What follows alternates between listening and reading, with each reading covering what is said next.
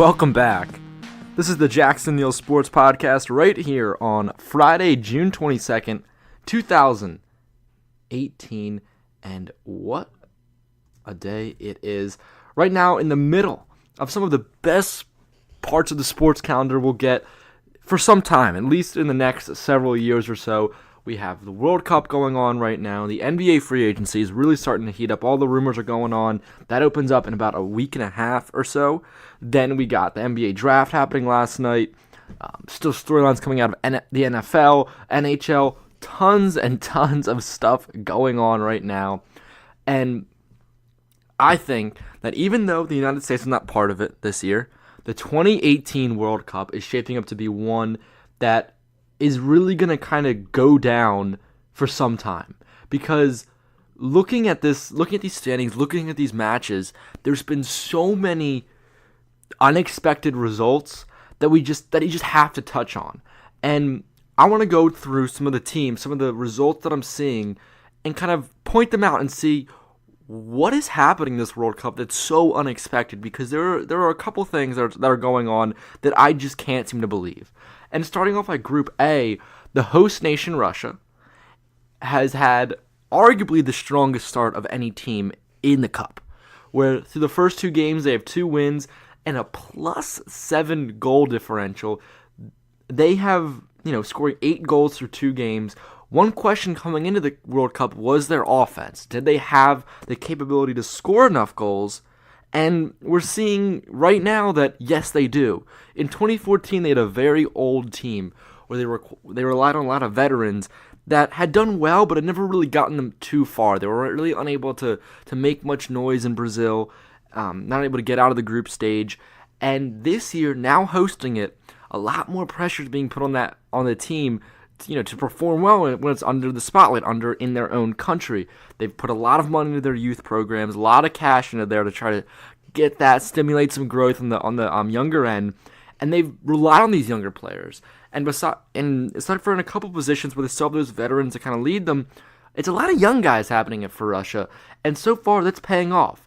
Now they've played Saudi Arabia, who is arguably the weakest or one of the weaker teams in this cup, and Egypt, who besides Mo Salah does not have much going for them. So keep in mind who they're playing. They're not playing the cream of the crop.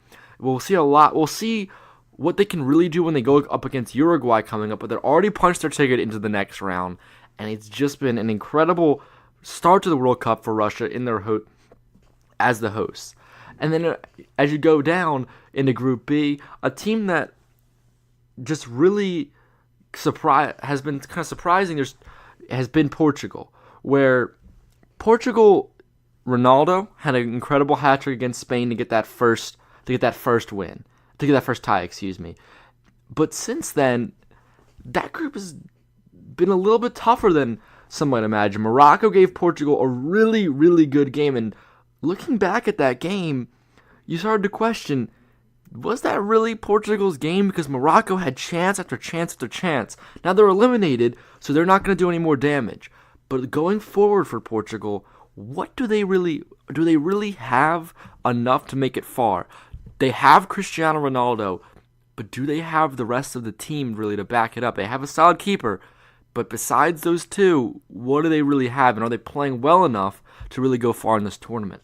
Then on Spain's side, we saw them sack their manager a couple days right before the Cup started. We did not, that's definitely on the unexpected side of things. But against Iran put up a good fight, but Spain ultimately got that win. They're looking kind of all right, but not as strong as maybe some of us might have thought. And which brings me to my next point, where as of right now, we have not seen one team really come out and show that they are the dominant team, that they are the best team in the world. The only teams that we've seen that have put up really, really strong performances and that we're saying, okay, they look to be the most in form would have to be Russia and Croatia with their 3-0 win against Argentina. I'll get to that in a second. And then, besides that, we've only seen them play one game, but Mexico against Germany, that was a huge victory for them. So those are the teams we're looking at. We're saying these could probably be some of the better teams, especially the ones that are really hitting their stride as soon as this World Cup's starting. But in Group B, it looks like Spain and Portugal, they're definitely the front runners to move on, but don't count out Iran. They played a good game against Spain. Now, they're going to have to continue to play well. They still have their game against Portugal coming up, but that's a game where keep your eyes on that. I don't know how good Portugal really is, and even if they do manage to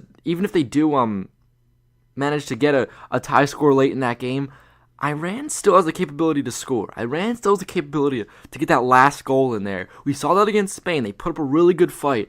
Portugal can't sit down at this point.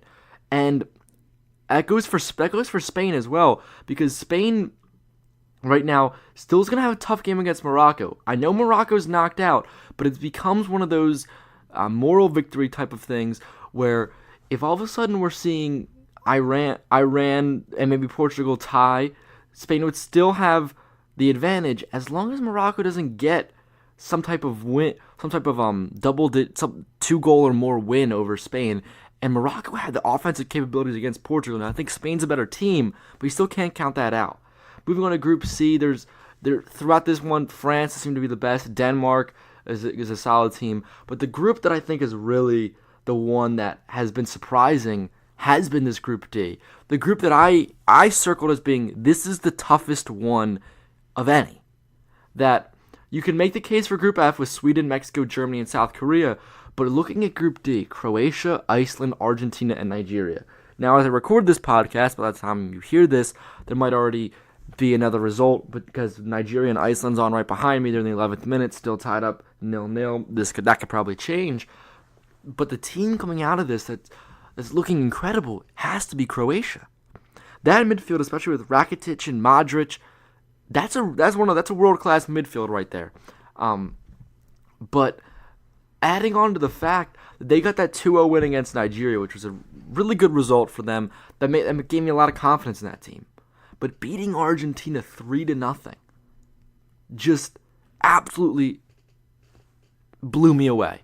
That showed that as this team, they can show up in the big moment, and that when they have to play against a world-class player like Messi, or maybe if they have to go against Ronaldo later in the Cup, or any other player who might be playing incredibly in form, they have the defensive capabilities to shut that one player down, which gets to be really important as you get to the later stages of the World Cup. And they can score too. That's another thing. We know they can play. We know that's solid defense. We know they have that solid defense. But can they put the ball in the back of the net? They certainly can. And of any team in the World Cup, the one team that's looked the best has to be Croatia. I did not expect to say that coming into this tournament, but judging against who they've played against, Nigeria is a good team. Argentina is a world-class team. A team that should be moving on and competing for the World Cup. They finished second last time around. They dominate them 3-0, and coming off this Iceland-Nigeria game coming up, Argentina's on the brink of maybe they won't make it. Because even if Iceland or Nigeria beats each other, you'll probably know that score when it comes down. Argentina's going to be on the edge, and even if it's a tie, Iceland will still be in front of Argentina, and Argentina still have to play against Nigeria, who look to be a pretty solid team. Other than that, another finish we saw earlier today was Brazil and Costa Rica. Brazil got the win. It was a 2-0 win, but it was really close up until stoppage time. That's when they got both their goals. Neymar was able to put one through, which is really awesome for him. His first goal of the tournament. He really needs to start to get going for Brazil. But against Costa Rica, even though Costa Rica stayed in it for a while, Brazil looked dominant throughout. I think I tweeted out, I'm rooting for every single underdog throughout the World Cup, and it's just fun to do that way, especially when you don't have one certain team. I'm rooting for Russia. I was born from there, but I've lived in the United States basically my entire life, so I've always rooted for the United States. But now that they're not in it, it's really toss up for me over who to root for necessarily. But Brazil is looking like a team where not the strongest, but we know they have the capability when they're on to play really well. And I think that if they get Neymar in form,